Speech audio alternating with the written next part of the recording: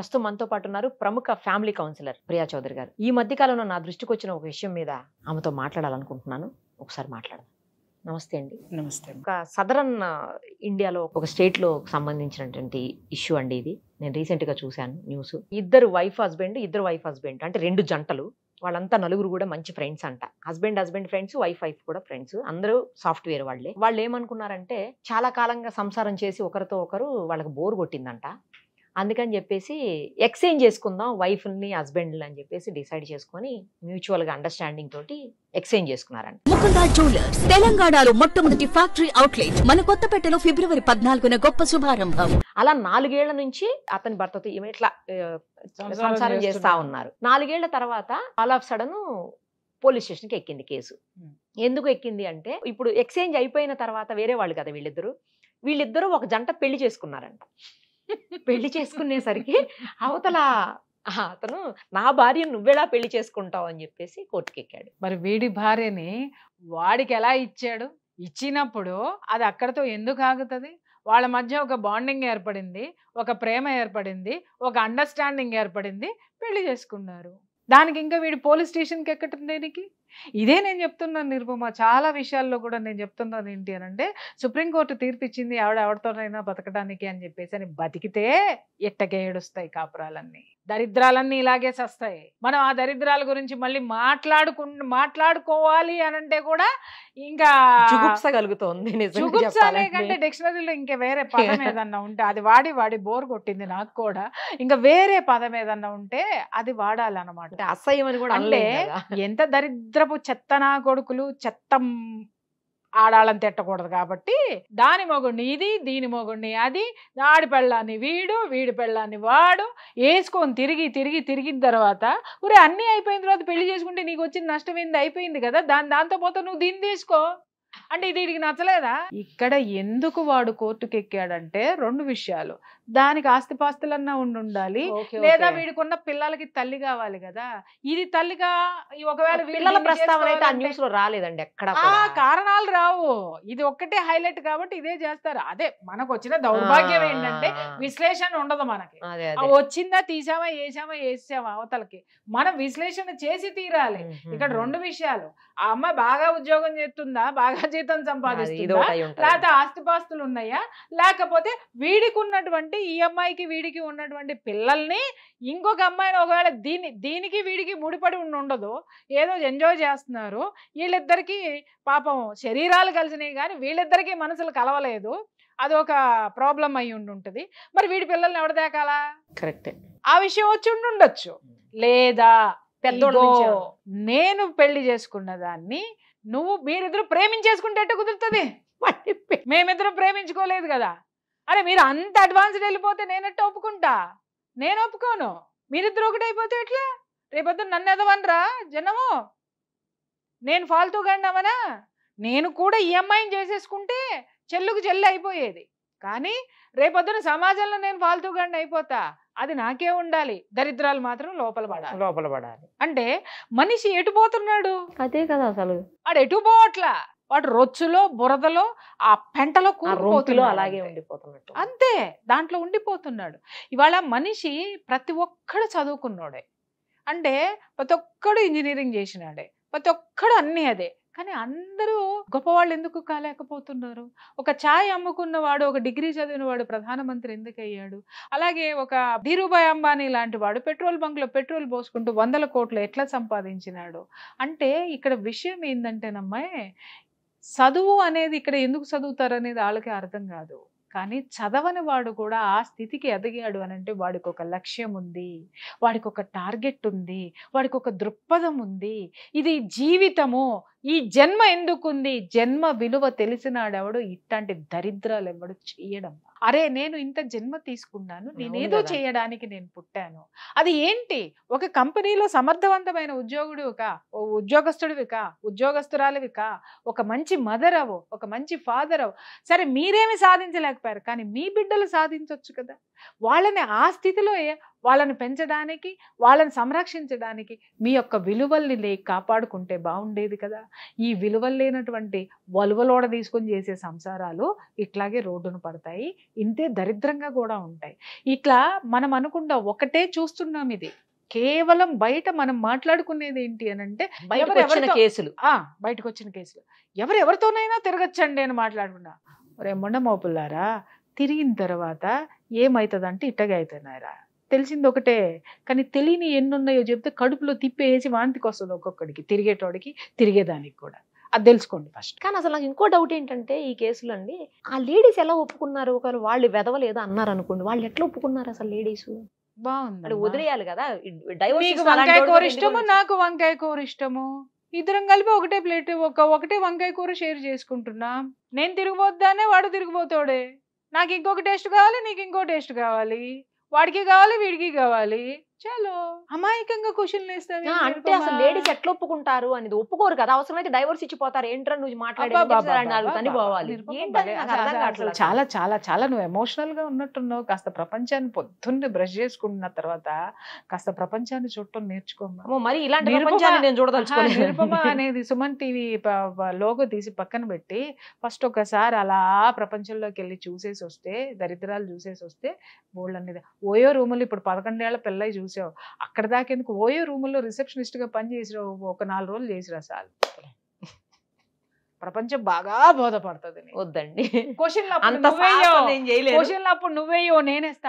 అదేంటి నిరుపమా ఇలాగా ఏంట్రా ఏంటి ఇలా చెప్తున్నా అని అప్పుడు నేను అడగాలి, నువ్వు చెప్పు. నాకు అప్పుడు అక్కడ రిసెప్షనిస్ట్ పోస్ట్ కావాలంటే నాకు ఒక గన్నుకి లైసెన్స్ కూడా ఇచ్చి పంపించాలి. అంత అవసరం అది నీకెందుకు? ఆధారిద్రాలు నీకెందుకు? ఆడవాడు ఎట్టబోతే నీకెందుకు? నీ జీతం నీకు అలాంటి చండాలన్నీ నువ్వు చూసావా? వాడికి ఎందుకు? నువ్వు చూసావా చూడలేదా అన్న సంగతి నువ్వు తెలుసుకున్నావా లేదా? వాడికి అవసరం అనవసరం, నాకు అనవసరం. నా జీవితం నాది, నువ్వెవడో అడగడానికి, కాబట్టి నా బతుకు నాది, నా జీవితం నాది, నా ఇష్టం నాది. ఆ తర్వాత జరిగే వాటి కూడా మీ కర్మ అంతే. అంటే జనం వీటి గురించి మాట్లాడుకోరు. ఎంతసేపు అరే పెళ్ళాలను ఎక్స్చేంజ్ చేసుకుంటారంట, వాడి ఒళ్ళో ఇది పడుకుంటుంది, వీడి ఒళ్ళో అది పడుకుంటుంది, ఫేస్బుక్ లో పెట్టుకుంటున్నారంట అంటారు. ఆ తర్వాత ఏం జరిగిందో మాట్లాడంటారు. అయ్యా ఆ తర్వాత ఇవే జరుగుతాయి, ఇలాంటివి జరుగుతాయి. ఈ బయటకంటే ఘోరంగా జరుగుతాయి. ఎందుకంటే వాడికి రాసి ఇచ్చేయడం, వాడి ఆస్తులు దీనికి రాసి ఇచ్చేయడం, తర్వాత వీళ్ళు జుట్లు పట్టుకొని కట్టుకోవడం, అది జుట్లు పట్టుకొని రోడ్డు మీద పట్టడం, వీడు మటర్లు చేయించడం. అబ్బో, జరగాల్సిన నేరాలు ఘోరాలు అన్నీ కూడా ఈ కలిసి ఉండడం అనే పవిత్రమైన కార్యక్రమంలోనే జరుగుతాయి. దయచేసి మారండి. పశువులం కాదు మనం, ఎవరితో పడితే వాడితో పడిపోవడానికి. పశువులు కూడా ఒక సీజన్ వచ్చిన తర్వాత దానికి ఆ స్థితి వచ్చినప్పుడు మాత్రమే అది తోడునెత్తుకుంటుంది. కానీ మనిషికి జ్ఞానం ఇచ్చాడు భగవంతుడు. పశువుకి ఇవ్వనటువంటిది ఏంటి మనిషికి ఉన్నది ఏంటి అని అంటే జ్ఞానంతో ఆలోచించేటటువంటి ఒక మనస్సుని, ఒక బుర్రని ఇచ్చాడు. అది అభివృద్ధికి పెట్టండి అని మనకింత చక్కటి బట్టలు కట్టుకోవడానికి, చక్కటి నగలేసుకోవడానికి, కార్లు ఇవన్నీ ఇచ్చింది. దరిద్రంగా జంతువుల్లాగా పొర్లమని కాదు భగవంతుడు మీకు ఇవన్నీ ఇచ్చింది. దేశం కోసం ఉపయోగపడండి, సమాజం కోసం ఉపయోగపడండి, మీ బిడ్డల్ని చక్కగా తీర్చిదిద్దండి, దాంట్లో ఆనందం ఎత్తుక్కోండి, మనసు ప్రశాంతంగా ఉంటుంది. లేదనుకోండి ఇలా నాలంటాళ్ళ నోట్లో నుంచి బూతులు తిట్లు వినాల్సి వస్తుంది. చూసే వాళ్ళందరికీ చెప్తున్నాను, మళ్ళీ ప్రియా చౌదరి గారు తిట్టారు, సుమన్ టీవీ కూర్చోబెట్టి తిట్టించింది, జరిగే వాటి గురించి మాట్లాడుతున్నాను తప్ప బరాబర్ తిడతా. నువ్వు అన్నావు గన్ను లైసెన్స్ అన్నావు, నా మాటే తూట, నాకు అవసరంలే లైసెన్స్, నీకు లైసెన్స్ కావాలి, నువ్వు కాలుస్తానన్నావు, నేను పేలుస్తా మాటలు, తట్టుకోండి అంతే. చేసే వాళ్ళని అంటున్నాను, చేసే వాళ్ళని ఎందుకనను అంటే కొన్ని మన కొంపల్లోకి వచ్చి కూర్చుంటున్నాయి అమ్మా ఇలాంటివన్నీ. ఎందుకనను అనే హక్కు నాకు ఎందుకు లేదు? నేనేమన్నా చెడిపోండి అంటున్నానా? ఓపెన్ చేసుకుని ఏమన్నా కూర్చున్నానా? లేకపోతే నేనేమన్నా ఎవడు ఇష్టం వచ్చినట్టు వాళ్ళు పోండ్రా అని మాట్లాడుతున్నా? వాళ్ళు దొబ్బుచ్చుకుంటారు నీకెందుకని మాట్లాడుతున్నానా? కొన్ని విషయాలు సంసారాల్లోకి వస్తున్నాయి, ఇళ్లలో పిల్లల మీదకి వస్తున్నాయి, కుటుంబంలో జ్వరబడుతున్నాయి, అలాగే ఒక ఆడదానిగా నా మీద కూడా వస్తున్నాయి. కాబట్టి ఖచ్చితంగా నాకు మాట్లాడే హక్కు నాకుంది. నేను తప్పుడు పనులు చేసే వాళ్ళని మాత్రమే నేను నిలదీస్తున్నాను తప్ప నేను అందరినీ తిట్టాల్సిన అవసరం నాకు లేదు. నాకు లేదు, నేను ఇలాగే ఉంటా, నేను ఇదే మాట్లాడతా. ఇష్టమైన వాళ్ళు చూడండి, ఇష్టం లేని వాళ్ళు వీడియో క్లోజ్ చేసుకోండి. కొంతమంది ఆ మధ్యన ట్రోల్ చేయడం స్టార్ట్ చేశాను. ప్రియా చౌదరి గారికి ఏం పని పాట లేదు, సుమన్ టీవీకి అసలే లేదు, అవును, వాళ్ళని కూర్చోబెట్టి ఇలాంటి అన్ని తిట్టిస్తున్నారు లేడీస్ ని. ఇప్పుడు ఎప్పుడు చూసినా లేడీస్ నే తిడతది, అవును, మగవాళ్ళని ఏమనదు బరాబర్ అని చెప్పి ఎందుకంటే చూసాను. ఎందుకంటే మీరు లేడీస్, నేను వేదికగా తిడుతున్నాను. ఒక్క లేడీని, మంచిగా ఉన్న లేడీని పట్టుకొని వ్యక్తిగతంగా నేను ఎవరినైనా తిట్టాను అడగండి. ఎగ్జాక్ట్లీ. సంసారాలు కూల్చే ఆడదాన్ని తిట్టాను. ఎస్. అట్లాగే తల్లిదండ్రుల మాట వినని ఆడపిల్లల్ని తిట్టాను. అలాగే ప్రకృతికి వికృతంగా ప్రవర్తించేటటువంటి వికృతమైన మనస్తత్వం ఉన్న ఆడవాళ్ళని తిట్టాను తప్ప, సరే తిట్టాను అని మాట్లాడుతున్నారు. తిట్లంటే ఏంటి చెప్పు నాకు ఒక్కసారి. తిట్టనా వీటికే చచ్చిపోతున్నారు, బర్రా లాగా గీక్కుంటున్నారు వాట్సాప్లో. అసలు తిట్టడం మొదలు పెడితే ఇంకా అసలు వాట్సాప్లు పెట్టడానికి కూడా ఉండవు మీకు. పారాలసిస్ వచ్చి పడిపోతారు చెవులు. నాతో పెట్టుకోవద్దు. మీరు మాత్రం బరి తెగించి తిరగండి, బరి తెగించి ఉండండి అని జనాలను మీరు రెచ్చగొడతారా? అడిగే హక్కు నాకు లేదా? ఖచ్చితంగా అడుగుతా, ఖచ్చితంగా మాట్లాడతా. నాకు నచ్చింది నేను మాట్లాడతా, అలాగే నాకు నచ్చింది నేను చేస్తా. మీరు అంటున్నారు కదా ఎవరికి నచ్చింది వాడు చేసుకోవచ్చు అని, మీరేగా మాట్లాడుతున్నారు. అదే నేను చేస్తున్నా. మరి ఎందుకు యాక్సెప్ట్ చేయరు? ఎందుకంటే మీకు మింగుడు పడట్లేదు. అలాగే మీరు చేసేవి కూడా నాకు మింగుడు పడట్లేదు కాబట్టే నా నోట్లో నుంచి ఇవన్నీ వస్తున్నాయి. Be careful. కరెక్ట్గా చెప్పారు. ఎవరికి అవి తగులుతాయో వాళ్ళకి తగులుతాయి, అందరికి ఎందుకు తగులుతాయి అనేది నాకు అర్థం కాలేదు. అందరికీ తగలటలు అందరూ వాళ్ళే, మెసేజ్లు పెట్టిన వాళ్ళందరూ వాళ్ళే కాబట్టి పెట్టారు, తగిలినాయి కాబట్టి పెట్టారు. ఆ తర్వాత మారాలనుకున్న వాళ్ళు మళ్ళీ వాళ్ళకి ధైర్యం వచ్చినప్పుడు మళ్ళీ నా వీడియోలే చూసుకునే వాళ్ళు బోల్డ్ మంది ఉన్నారు. అలా చెప్పిన వాళ్ళు బోల్డ్ మంది ఉన్నారు. అవునా? ఏమండి మీరంటే అసలు మొదట్లో మాకు అసలు పడదండి, నచ్చదు కాదు. కానీ మీ వీడియోలు చూసిన తర్వాత నాకు కష్టం వచ్చినప్పుడు మీ వీడియోలు నన్ను నిలబెట్టి నేను ఒక మనిషిగా నిలబడ్డాను చెప్పిన వాళ్ళు ఇదిగో నా నెత్తి మీద ఎంత బొచ్చుందో అంతమంది ఉన్నారు. మరి మంచిదే కదా అది. ఎవరికి తెలుసు? ఒక నలుగురు పెట్టంగానే మనం మైనస్ అవుతామా? నలుగురు పెట్టంగానే మనం ఇదవుతామా? నేను నిజంగా తిట్టేదాన్ని అయితే ఇన్ని సంవత్సరాల అప్రతిహంగా నేను మీడియాలో ఉండగలనా? నేను కూడా పిలవం కదా. అదే అంటున్నా, నేను ఉండగలనా? నన్ను ఉంచేటోళ్ళ చెప్తున్నారు కాబట్టి మరి కొన్ని సందర్భాల్లో తెలియకపోవచ్చు. వాళ్ళకి ఏం తెలుసు? వాళ్ళు మూసగా ఒక ఇజాన్ని పట్టుకొని వాడు ఏం చేసినా అపోజిట్ గా పోవడమే, వ్యతిరేకంగా పోవడం అనేది ఊరందరిది ఒక దారి అయితే ఉలిపి కట్టిది ఒక దారి అన్నట్టుగా అందరూ ధర్మంగా బ్రతకండి అని అంటే ఎందుకు ధర్మంగా బ్రతకాలి అని నువ్వు మాట్లాడుతుంటే, నా దేశ ధర్మాన్ని కాపాడుకోవడం కోసం, నా స్త్రీ యొక్క అస్తిత్వాన్ని కాపాడటం కోసం నేను నా తోటి స్త్రీలను హెచ్చరించే తీరుతా. ఒక మదర్ లాగా హెచ్చరిస్తా, ఒక సిస్టర్ లాగా హెచ్చరిస్తా, ఒక చెల్లిలాగా హెచ్చరిస్తా, ఒక అమ్మలాగా హెచ్చరిస్తా, ఖచ్చితంగా ఒక మహిళలాగా హెచ్చరిస్తా. ఖచ్చితంగా హెచ్చరించి తీరేదే.